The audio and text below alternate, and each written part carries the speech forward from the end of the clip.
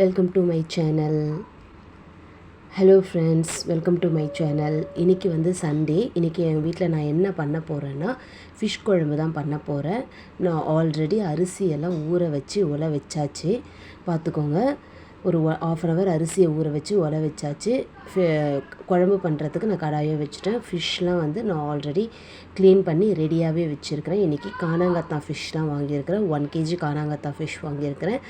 அதுக்கு தேவையான தக்காளி, வெங்காயம், புளிக்கும் எவ்வளோ தேவைன்னு சொல்லிவிட்டு நான் கொஞ்சம் விதம் தண்ணி வச்சு அதில் ஊற வச்சுட்டேன். நான் அரிசி ஒரு பக்கம் வெந்துக்கிட்டே இருக்குது.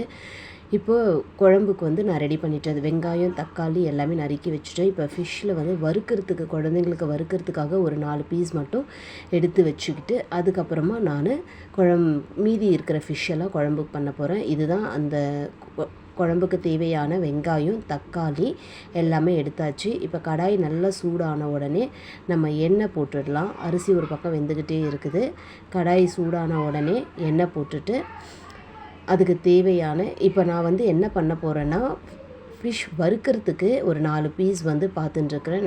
நல்ல பீஸாக ஒரு 4 பீஸ் எடுத்து வச்சு வறுத்துடலாம் அப்படின்னு சொல்லிட்டு அதுக்கு தான் நான் எடுத்துக்கிட்டு இருக்கிறேன். இப்போ நான் ஃபிஷ் வறுக்கிறதுக்கு வந்து நான் எதுவுமே ஆட் பண்ண மாட்டேன். வெறும் மிளகாய் பொடியும் சால்ட்டும் மட்டும்தான் ஆட் பண்ணுவேன். உங்களுக்கு தேவையான நீங்கள் இஞ்சி பூண்டு பேஸ்ட்டு வச்சு கடாய் நல்லா சூடாயிடுச்சு. இப்போ தேவையான எண்ணெய் போட்டாச்சு. நல்லெண்ணெய் போட்டிருக்கிறேன் இன்றைக்கி. ஒரு பக்கம் அப்படியே நம்ம கிச்சன் பாத்திரமும் தேய்ச்சிக்கிட்டு குழம்பும் செஞ்சுக்கிட்டு அப்படியே கூடவே எல்லா வேலையும் நம்ம பண்ணிகிட்டே இருந்தோம்னா சூப்பராக இருக்கும். எண்ணெய் போட்டாச்சு. எண்ணெய் போட்டதுக்கப்புறமா வந்து கடுகு, வெந்தயம் போடும். இது ரெண்டுமே போதும் தாளிப்புக்கு, வேறு எதுவுமே தேவையில்லை. நான் கடுகு நல்லா பொரிஞ்ச உடனே வெந்தயம் ஆட் பண்ணியாச்சு.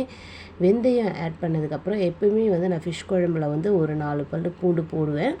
அது கொஞ்சம் நல்லாயிருக்கும் டேஸ்ட்டு. 4 பல் பூண்டு போட்டு அது பொரிஞ்ச உடனே வெங்காயம் போட்டாச்சு. வெங்காயம் வந்து மெயின் வந்து இதில் என்னென்னா நல்லா வதங்கணும்.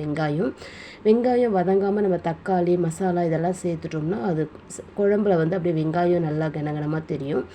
அதனால் வெங்காயத்தை நல்லா வதக்கிங்க. இப்போ ஃபிஷ் ஃப்ரைக்கு வந்து நான் வீட்டில் அரைச்ச குழம்பு மிளகாத்தூள் போட்டிருக்கேன். குழம்பு மிளகாத்தூள் போட்டுட்டு கூட சால்ட்டு சேர்த்துக்கலாம். இதுவே போதுமானது. இல்லைன்னா நீங்கள் இஞ்சி பூண்டு பேஸ்ட்டு கூட போட்டு ஆட் பண்ணலாம். இதுவுமே கொஞ்சம் நல்லாயிருக்கும். லெமன் புழிஞ்சிக்கலாம். ஆனால் நான் வந்து இன்றைக்கி வெறும் மிளகாய் பொடியும் சால்ட்டும் மட்டும்தான் ஆட் பண்ணியிருக்கிறேன். வேறு எதுவுமே போடலை. நீங்கள் வேணும்னா உங்களுக்கு என்ன தேவையோ அதை நீங்கள் ஆட் பண்ணிக்கோங்க. இதில் நிறைய தண்ணி போடாமல் மீடியம் சைஸில் கொஞ்சமாக தண்ணி ஊற்றி நல்லா மசாலா வந்து ஃபிஷ்ஷில் ஒட்டுற மாதிரி நம்ம மசாலாவை நல்லா தடவி வச்சுக்கணும். நிறைய தண்ணி போட்டு மசாலாவை தண்ணி பண்ணிட்டிங்கன்னா நம்ம வறுக்கும் போது மசாலா அந்த ஃபிஷ்ஷில் இல்லாமல் எல்லாமே பிரிஞ்சு வந்துட்டு வெறுமனே ஃபிஷ்ஷாக இருக்கிற மாதிரி இருக்கும். அது சாப்பிட நல்லா இருக்காது. கொஞ்சமாக தண்ணி ஆட் பண்ணிக்கிட்டு நல்லா மசாலா வந்து அந்த ஃபிஷ்ஷில் நல்லா தடவிட்டு ஊற வச்சுடுங்க. மினிமம் ஒரு ½ அன் ஹவர் ஆச்சும் நல்லா அந்த மசாலாவில் ஊறணும். இந்த கானாங்கத்தா மீன் வந்து செதை அதிகமாக இருக்கிறதுனால நடுவில் நீங்கள் கீரி கூட போடலாம். ஆனால் இன்றைக்கி நான் அது மாதிரி பண்ணலை. அப்படியே தான் வறுக்க போகிறேன் நான். நீங்கள் உங்களுக்கு தேவையான அந்த கோடு போட்டுட்டிங்கன்னா இன்னும் நல்லா உள்ளே வந்து மசாலா நல்லா இறங்கிடும். பாருங்கள், ஃபுல்லாக இது மாதிரி மசாலாவை ஃபிஷ் ஃபுல்லாக இது பண்ணியாச்சு. இது நல்லா ஒரு ½ அன் ஹவர் ஊறட்டும். இந்த பக்கம் வந்து வெங்காயம் வதங்கிக்கிட்டே இருக்குது. நல்லா வெங்காயம் வதங்கணும்.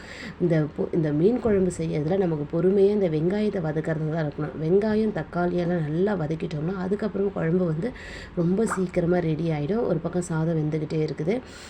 ஒரு பக்கம் ஃபிஷ் மசாலா போட்டாச்சு. இப்போ வந்து நான் என்ன பண்ண போகிறேன்னா புளியும் நல்லா ஊறிடுச்சு. புளியை ஒரு பக்கம் கரைச்சி வச்சுக்கணும். வெங்காயம் நல்லா வதங்கணும். கொஞ்சம் வெங்காயம் வதங்கிறதுக்கு வந்து நீங்கள் உப்பு சேர்த்துக்கோங்க. உப்பு சேர்த்துக்கிட்டு கொஞ்சம் வெங்காயத்தை வதக்கிக்கிட்டு கூட தக்காளி ஆட் பண்ணிக்கோங்க.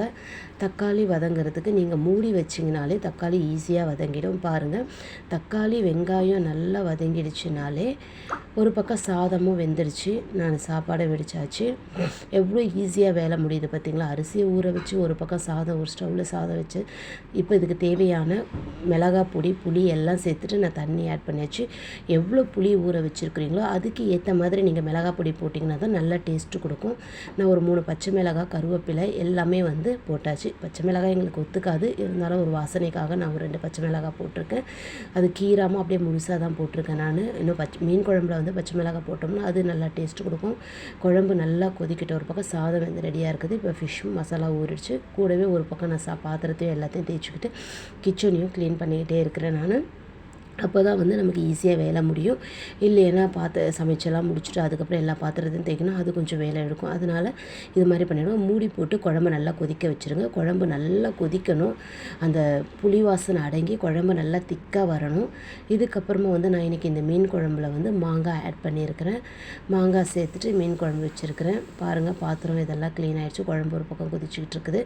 இந்த பக்கம் அடுத்த ஸ்டவ்வில் வந்து நான் ஃபிஷ் வறுக்கிறதுக்காக கடாய் வச்சுட்டேன். நான் இதில் எண்ணெய் போட்டு கருவேப்பிலை போட்டிருக்கேன். இதோட ஸ்மெல்லு வந்து கொஞ்சம் ஃபிஷ்ஷில் நல்லா தெரியும். அதனால் இந்த 4 ஃபிஷ்ஷுமே வந்து நல்லா வறுத்து எடுத்துக்க போகிறேன். இந்த ஃபிஷ் வந்து கொஞ்சம் செதை மீனுன்றதுனால கொஞ்சம் ஸ்லோவாக வச்சு சிம்மில் வச்சு வருங்க. வேகமாக வச்சிங்கன்னா மேலே மட்டும்தான் கருகிடும், உள்ளே வேகாத மாதிரி இருக்கும். அதனால் கொஞ்சம் சிம்லேயே வச்சு இந்த ஃபிஷ்ஷை வந்து நல்லா ஃப்ரை பண்ணி எடுத்துக்கோங்க. இந்த கருவேப்பிலை போட்டு நம்ம ஃப்ரை பண்ணோம்னா ஃபிஷ்ஷை, அந்த கருவேப்பிலையுடைய ஸ்மெல் வந்து நம்ம அந்த ஃபிஷ்ஷில் வந்து நல்லா தெரியும். அது இன்னும் கொஞ்சம் டேஸ்ட்டு சூப்பராக இருக்கும். அதனால் அது மாதிரி பண்ணுங்கள். குழம்பு கொதிச்சிச்சு, நான் ஃபிஷ்ஷும் ஆட் பண்ணிவிட்டேன், மாங்காய் ஆட் பண்ணிவிட்டேன், எல்லாம் வச்சு எங்கள் வீட்டு மீன் குழம்பு எவ்வளோ சூப்பராக இருக்குதுங்க, கலர்ஃபுல்லாக இருக்குது பாருங்கள். ஒரு பக்கம் ஃபிஷ்ஷும் ஃப்ரை ஆகிடுச்சு. சுட சுட சோறையும் நான் நிமித்தி எடுத்துட்டேன். சூடாக சாப்பாடு தட்டில் சூடாக சாப்பாடு போட்டாச்சு. மாங்காய், மீன் எல்லாமே போட்டு வச்சாச்சு. வறுத்து வச்ச ஃபிஷ்ஷும் வச்சாச்சு. இதுதான் எங்கள் வீட்டோடைய சண்டே சமையல். உங்கள் வீட்டில் நீங்கள் சூப்பராக பண்ணுங்கள். Thank you. Like, share and subscribe my channel.